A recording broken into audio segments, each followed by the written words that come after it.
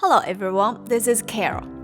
In our previous videos, we have introduced the 5 commonly used scenes along with their different features. And today, we will show you how to use them.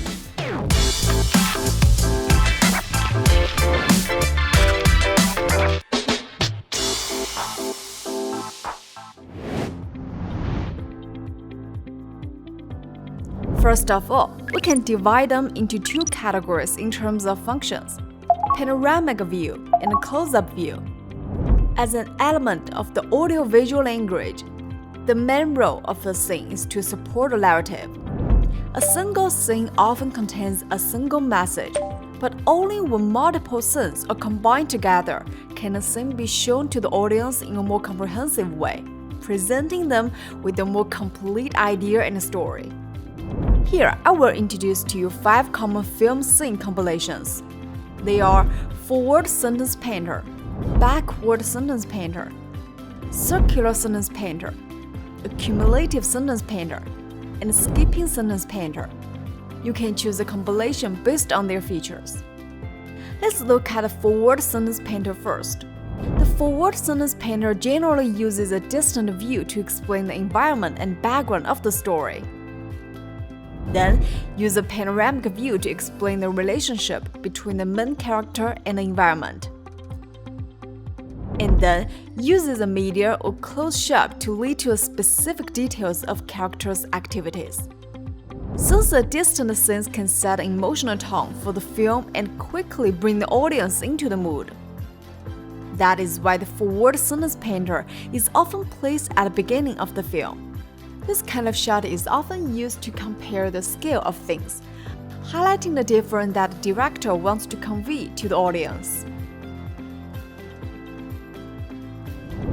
The frame of the forward sentence painter progresses from the representation of large space to the character, with the subject having a larger share in the frame. This kind of progression is in line with logic and the visual focus of the viewer, drawing the viewer's attention gradually from the environment to the specific details in the subject. So, it is also suitable for showing the escalation of the conflict and building up the atmosphere. For example, in this group of shots, we can first use a distant view to explain the environment and the season. Then, the second shot uses a panoramic view to explain the relationship between the characters and the environment. Finally, use a media shot to show the specific behavior of the characters in detail and find a place to slide down the slope. By combining them together in this order, a simple forward sentence shot sequence is complete. In contrast to the forward sentence, the backward sentence generally starts from the details, and as the camera gradually moves away from the leading character, the share of the ambient scene rises, with a large amount of environmental information flooding into the viewer's field of vision. These pieces of information make the scene go from pure to complex, and from intense to calm. It is like a drop of water falling into the surface of the water, and you can see the ripples from up close, but nothing from high above.